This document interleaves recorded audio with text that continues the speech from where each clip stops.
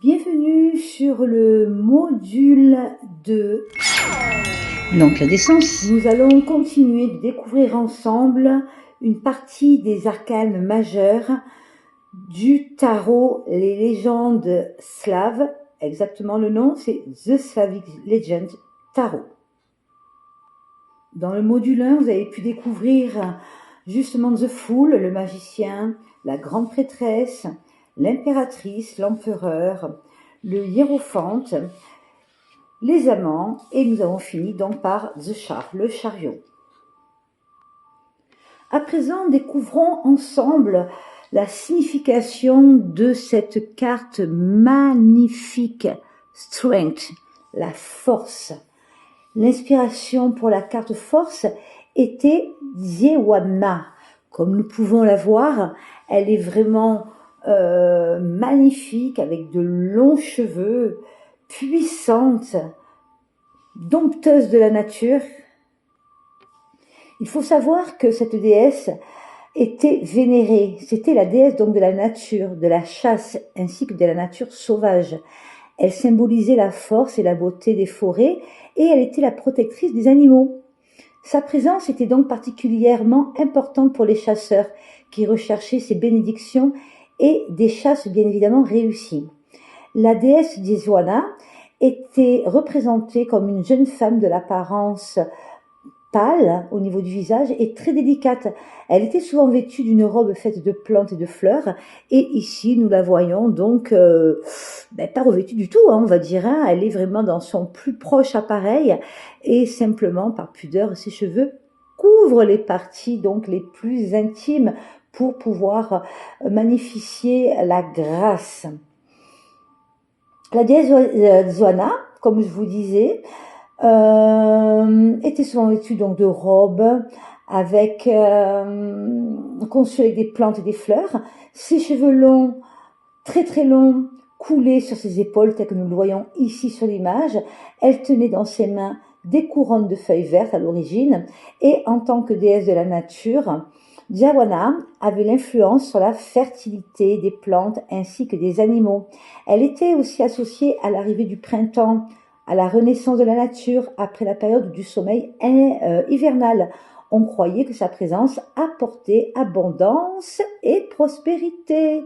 En tant que patronne des chasses, elle a contribué à une chasse réussie et assuré la disponibilité des animaux sauvages. Diewana avait également un aspect magique et était considérée comme une sorcière dans certaines histoires. Elle était dépeinte comme un maître de la magie, possédant des capacités pour les sorts ainsi que les enchantements. Elle était souvent considérée comme une guide plutôt dans le domaine spirituel, et elle avait le pouvoir de communiquer avec d'autres êtres surnaturels. Diewana était également associée à la fertilité et à la renaissance. Son culte était lié au cycle de la nature, où les forêts se sont rajeunies après l'hiver. Au printemps, elle a joué un rôle important dans les rituels ainsi que les célébrations où des hommages lui étaient rendus et les offrandes étaient faites en échange pour la prospérité. Donc nous l'avons bien compris. En conclusion, cette carte, que dit-elle? Elle dit que si tu t'armes de force et de courage, si ton ambition est assez forte pour croire en ta prospérité, eh bien, vas-y, avance dans la vie telle une chasseuse, une protectrice, et va chercher avec force et courage la prospérité, l'abondance, la renaissance, ainsi que la réussite. Nous comprenons bien que cette carte donc est une carte de force, voilà, et elle est automatiquement encouragement à la réussite, et c'est une carte positive et bienveillante. Découvrons à présent la carte de l'ermite. Magnifique carte. Détaillez bien tous les petits signes de cette carte. Cette carte donc est la carte numéro 9. Et vous verrez donc justement sur ce tarot de légende slave, tous les numéros de cartes sont au milieu, en haut de la carte, pour pouvoir les repérer. La carte ermite est inspirée du personnage de Levzi. Levzi, également connu sous le nom de Lesi, Leshy, est une créature de bois. On le voit bien hein, sur cette image. Tout est en bois, les cheveux, la barbe, à l'arrière-plan, nous voyons un petit peu tout cela. On dit que Lizzie, gardienne et protectrice des forêts, est souvent représentée comme un jeune homme à l'allure sauvage, aux cheveux longs et à la barbe bien fournie. Généralement, il porte des vêtements verts, souvent entrelacés de feuilles et de mousse dans des cheveux. Lizzie est étroitement associé aux zones forestières sauvages et inaccessibles. Il est considéré comme un esprit de la forêt en veillant à l'équilibre écologique ainsi qu'à la protection des animaux et des plantes. Selon les croyances slaves, Lizzie peut à la fois protéger la forêt et ses habitants, ainsi que punir ceux qui ne la respectent pas. Il est décrit comme une créature timide et méfiante, surtout envers les personnes qui entrent dans son territoire avec des intentions néfastes envers la nature. Lizzie est connue pour diriger les vagabonds égarés dans la forêt, les détournant de leur chemin ou les désorientant. Toutefois, si quelqu'un traverse son territoire avec respect et prudence, il peut gracieusement bénéficier de protection et de soutien. Dans la mythologie slave, on croyait que Lizzie possédait des pouvoirs magiques et contrôlait les animaux ainsi que les plantes. Il était considéré comme un être doté de capacités mystérieuses et insondables. Lizzie avait la capacité de changer d'apparence et de devenir invisible aux yeux des humains, ce qui le rendait difficile pour se faire remarquer. Lizzie était un objet de vénération et de respect de la part des habitants des zones forestières. Il y avait des rituels ainsi que des offrandes faits pour rechercher la faveur et la protection de Lizzie. Les croyances en cette créature ont survécu jusqu'à nos jours dans le folklore et les contes populaires. Donc, en conclusion, l'ermite, qu'est-ce que cela veut dire? L'ermite, en fait, il vous dit qu'avec prudence, voilà, il faut avancer sur le chemin, voilà, dans la bienséance, dans le respect, avec les bons esprits. Il vous apportera automatiquement protection et soutien si le respect est bien là. Égard à celui, justement, qui va sur des chemins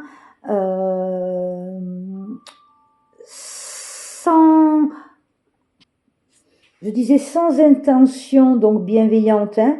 Alors, il faut vraiment, quand vous avez cette carte, par rapport à la question que vous avez posée ou que votre consultant vous a posé, il faut vraiment qu'il entre dans un territoire avec des intentions pures, hein, non néfastes envers son projet ou les autres, et il sera automatiquement protégé.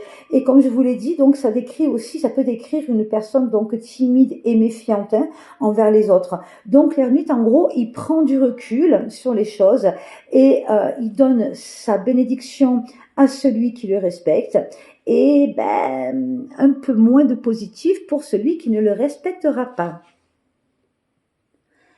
À présent, découvrons ensemble cette magnifique carte qui représente la roue de la fortune. Lorsqu'on la regarde de près, cette roue de la fortune, d'après donc The Slavic Legend Tarot, nous constatons qu'elle représente un fusain. Et en arrière-plan, nous voyons donc des mains, voyez-vous, en haut à droite au niveau de la branche, à gauche, voilà, il y a 1, 2, 3, 4, 5, pas moins de 6 mains que nous voyons donc en détail sur cette image. Et qu'est-ce que cela veut dire? La carte roue de la fortune représente donc les Rosanis, c'est-à-dire les démons invisibles du destin, tels les mains ici qui les représentent justement. Dans la mythologie grecque, dans la mythologie, slave. Rosanis, également connus sous le nom de Rodzinki, sont des êtres qui existent dans la mythologie slave et sont invisibles. Elles apparaissent généralement comme un groupe de 3 entités, souvent représentées comme des sœurs ou des mères. C'est pour ça que là, vous voyez exactement 6 mains. Leur apparence exacte peut varier selon les histoires et les sources. Les Rosanis se sont chargées de façonner et de superviser le destin humain. On pense qu'elles contrôlaient divers aspects de la vie, tels que la naissance, la vie et la mort. Elles sont les gardiennes de l'humain, des destins et influencer leur trajectoire et les événements qui se déroulent autour d'elles. Elles sont souvent décrites comme des êtres capricieuses et imprévisibles. Elles ont la capacité de subir des sautes d'humeur soudaines et peuvent bien évidemment agir à la fois favorablement ou défavorablement envers les humains, selon justement la question posée et les cartes qui les entourent. Dans certaines histoires, elles sont perçues comme des bienveillantes qui aident les gens dans des situations difficiles. Cependant, dans d'autres histoires, elles peuvent être considérées comme très malveillantes, provoquant le chaos ainsi que la destruction, voire le malheur.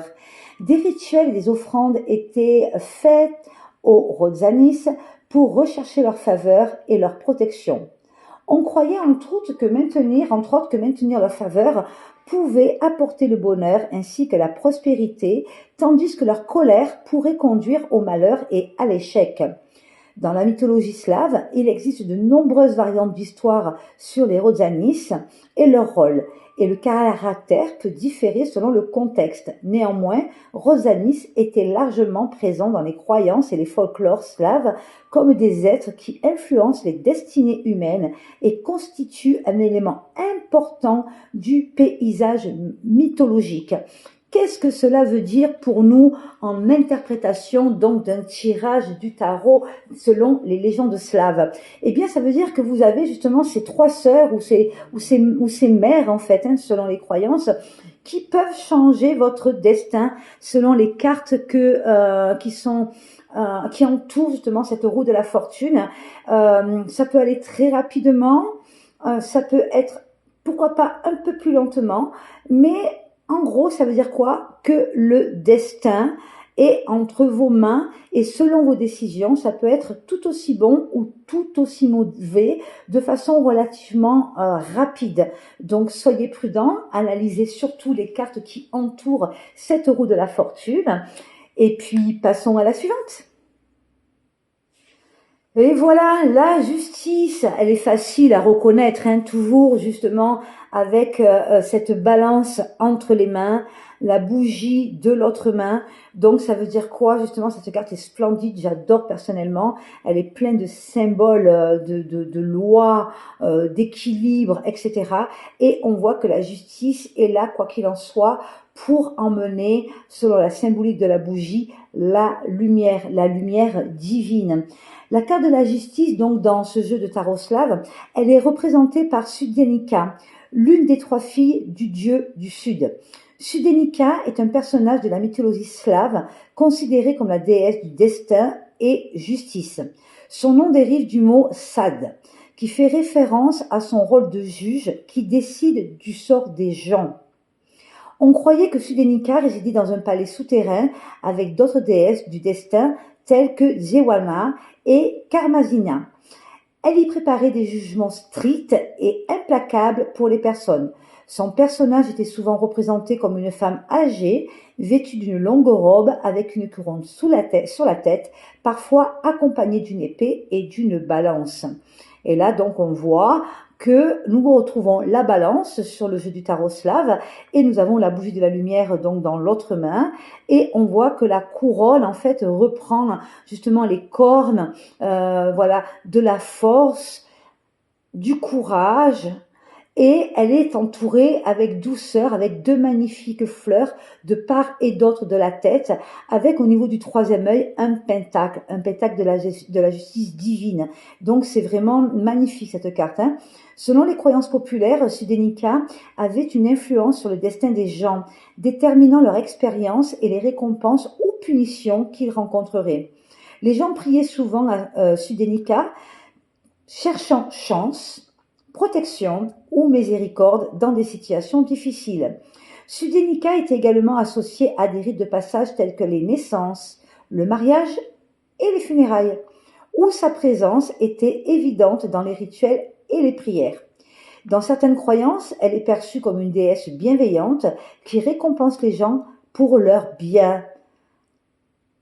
acte, tandis que dans d'autres, elle est dépeinte comme un juge très sévère et intransigeante qui punit les méfaits.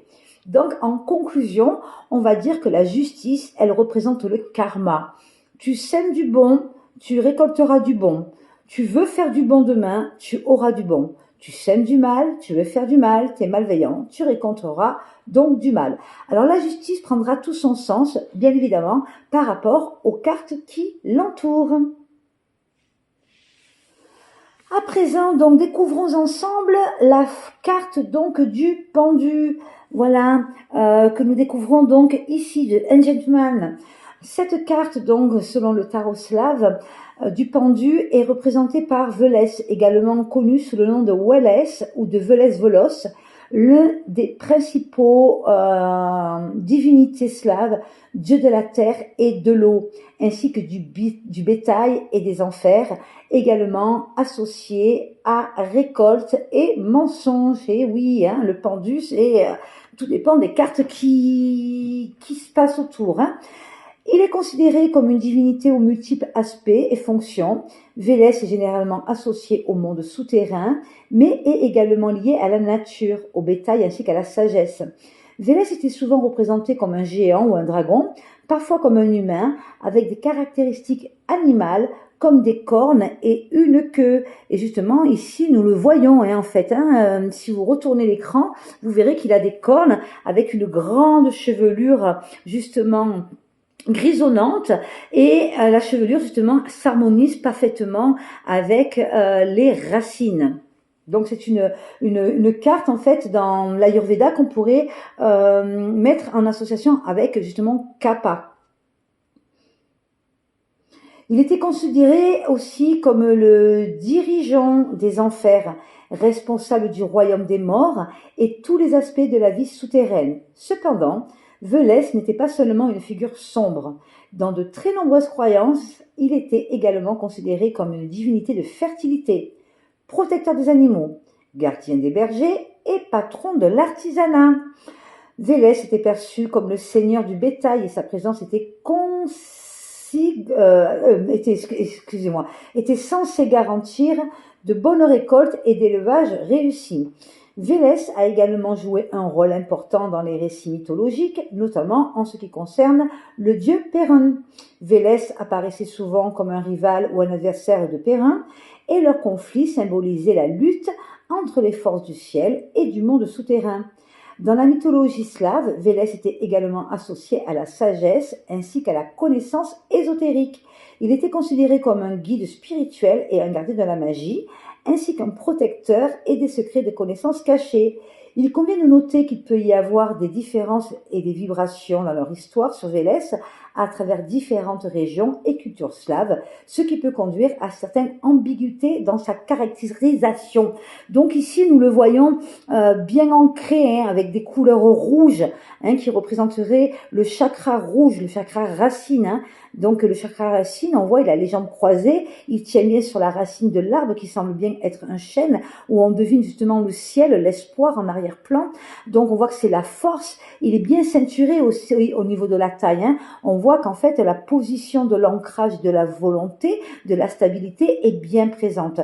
Donc en gros le pendu, ça veut dire quoi? Ça veut dire que si tu choisis en fait le bon plan dans ta vie, eh bien ne t'inquiète pas, tu seras assez intelligent pour renaître en fait, hein, pour avancer, voilà, t'ancrer, et quelle que soit ta position, que tu sois debout ou la tête en bas, eh bien sois respectable et respectueux justement de tes idées, de tes racines, sois dans l'équilibre. Et je pense que cette carte permet justement de trouver la force et la puissance du monde souterrain que l'on pourrait appeler aussi Gaïa.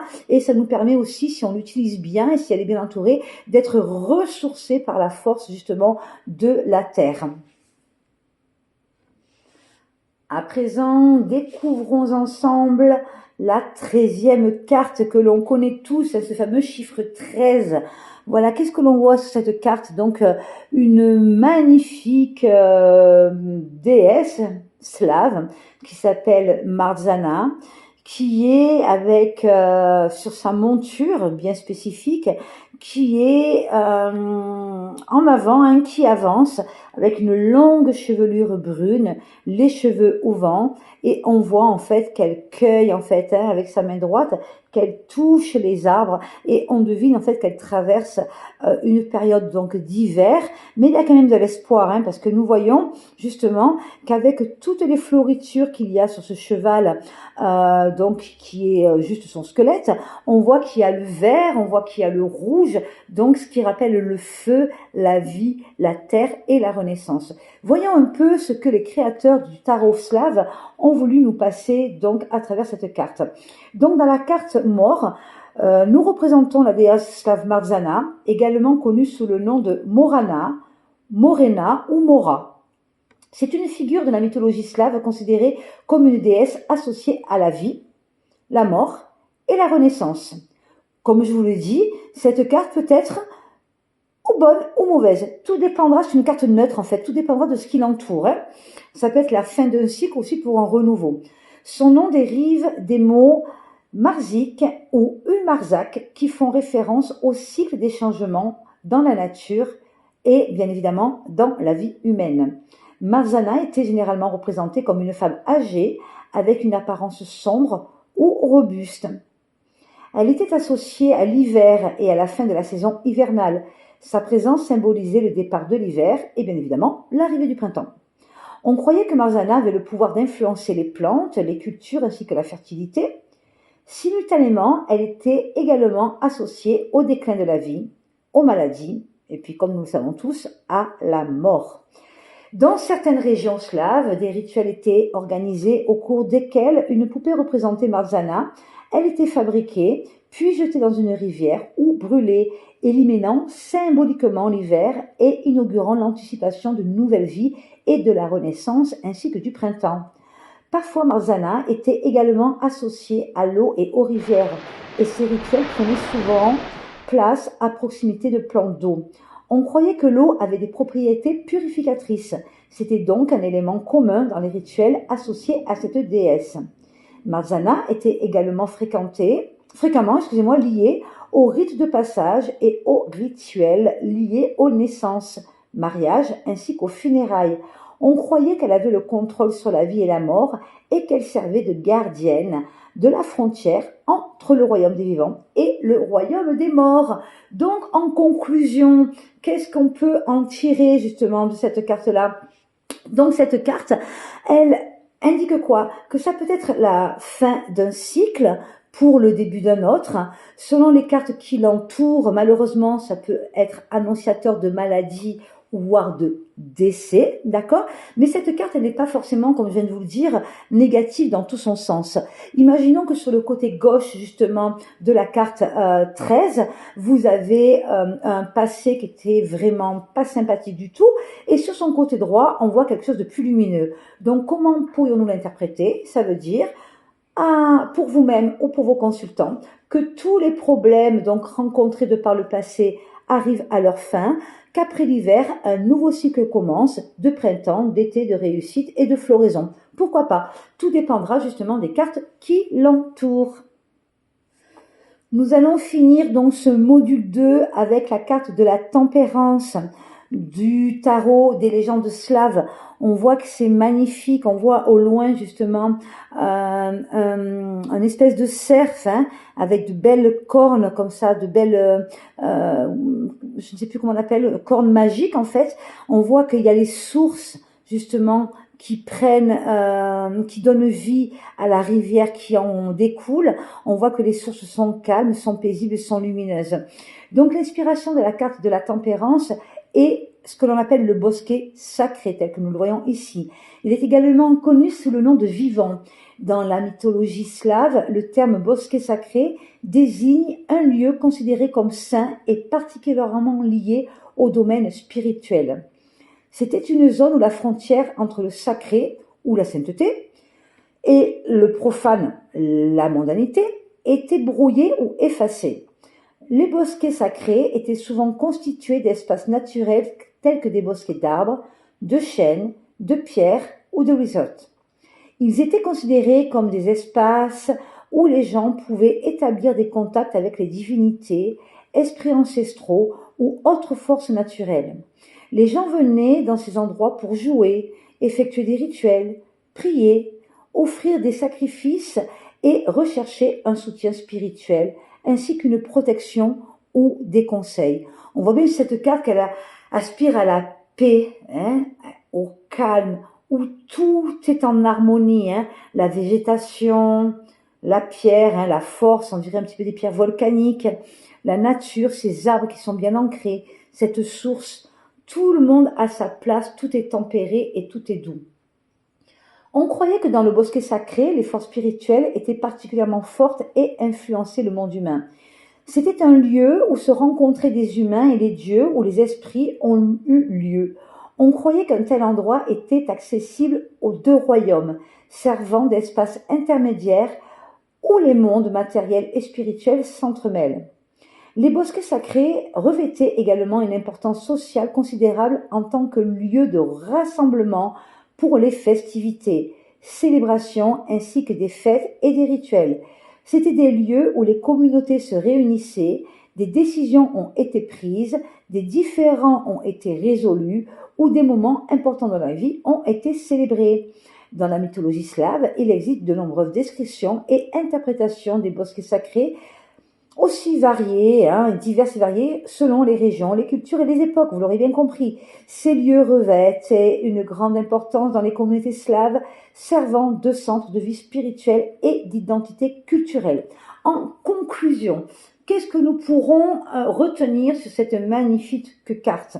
En fait, c'est une carte justement qui réunit tous les éléments et on demande justement d'avoir la tempérance et de prendre de la hauteur sur ce qui nous entoure, que ça soit positif ou négatif, et on demande à ce que les différends actuels puissent être résolus, en fait.